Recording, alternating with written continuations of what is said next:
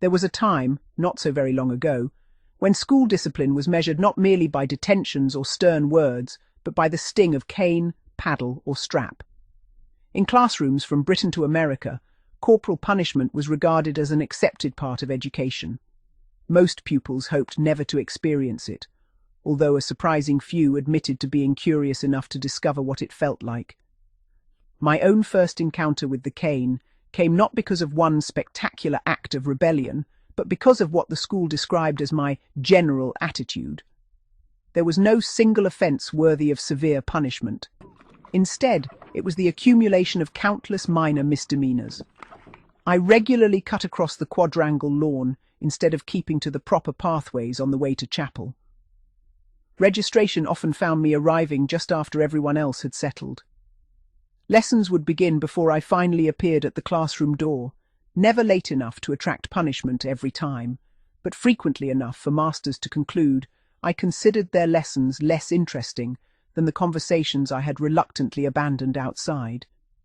Then there was the habit of answering back. I was never openly insolent, but I possessed an unfortunate talent for producing clever replies which tested a master's patience just a little further than was wise. Looking back, I suppose I learned a simple lesson. Poke a sleeping dog often enough and eventually it will bite. By the time I stood before the headmaster's desk, my reputation had already been established.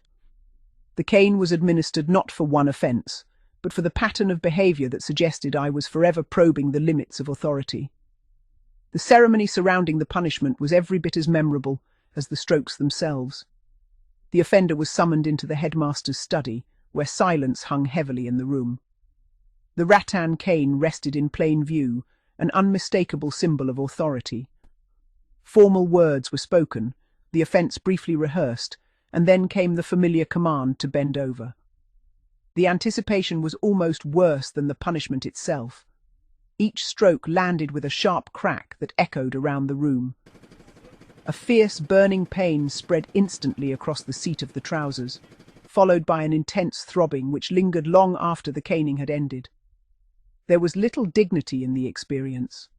One returned to class determined to conceal the discomfort, though every movement served as a painful reminder of the encounter. It was an experience few deliberately wished to repeat. Across the Atlantic, however, punishment took a rather different form. A German exchange student who spent a year at a Texas high school during the late 1980s found himself astonished by what he witnessed. In Germany, school corporal punishment had disappeared after the Second World War, making the American practice seem almost like a relic from another age. Every teacher possessed a wooden paddle, usually hanging openly on the classroom wall. Hardly a day passed without the unmistakable sound of someone receiving a paddling in the corridor. Classmates assured him that it looked worse than it felt. Curiosity eventually got the better of him. His English teacher, Mrs. Taylor, was a pleasant woman in her 40s, with the appearance of an old-fashioned schoolmistress. One afternoon, the class ignored repeated requests for silence while working on an assignment. After several warnings, she calmly announced that the next pupil to speak would receive 2 swats with the paddle. Almost without thinking, he spoke. Mrs. Taylor stared at him in disbelief before quietly collecting the paddle from its place on the wall. Escorting him into the hallway, she summoned another teacher to witness the punishment, following school regulations. He was instructed to bend over. The paddle descended with considerable force. The first blow came as a tremendous shock, producing an explosive crack and a deep, spreading ache across both buttocks. Before there was time to recover, the second stroke followed immediately, intensifying the pain until it became almost impossible to stand comfortably. His classmates had been mistaken. It certainly hurt.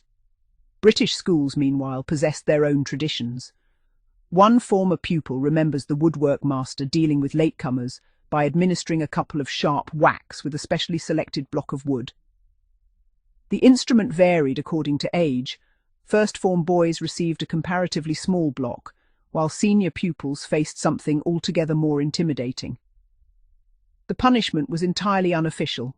No record appeared on school reports, sparing parents from learning of their sons' misdemeanours. Indeed, some boys confessed that the temporary warmth and tingling left by the blows was preferable to the far greater punishment that awaited them at home should a bad report arrive. It was enough on occasion to encourage a little deliberate dawdling. There were limits, however. No one deliberately crossed the headmaster's path. His cane represented a very different order of punishment altogether. Woodwork teachers seemed an unusual breed. Another recalls his own master as normally gentle and mild-mannered, except where his precious glue pot was concerned. The pot simmered constantly in the workshop, and mischievous boys delighted in secretly dropping scraps of wood, metal or other objects into it, rendering the glue useless. When the unfortunate master discovered the ruined mixture, his despair was almost painful to witness. He rarely issued detentions, preferring stern lectures instead. Yet everyone understood that should a member of staff actually witness the sabotage, the offender would almost certainly find himself before the headmaster, where the familiar phrase, "six of the best," awaited him. Did boys deliberately invite corporal punishment? Undoubtedly, a few existed who seemed almost to challenge authority for the excitement of it. Others admitted to satisfying a curiosity about what the punishment actually felt like. But such boys were very much in the minority. For most pupils, witnessing a severe caning was quite enough. The sound of the cane striking, the expression on the unfortunate recipient's face afterwards, and the careful way he lowered himself into his chair were sufficient reminders of what awaited anyone who seriously overstepped the mark. Contrary to popular belief, schoolchildren of the period did not spend every day living in terror of corporal punishment. Most accepted it as simply another part of school life, unpleasant but infrequent. Those who received it usually did so after repeated warnings or persistent misconduct.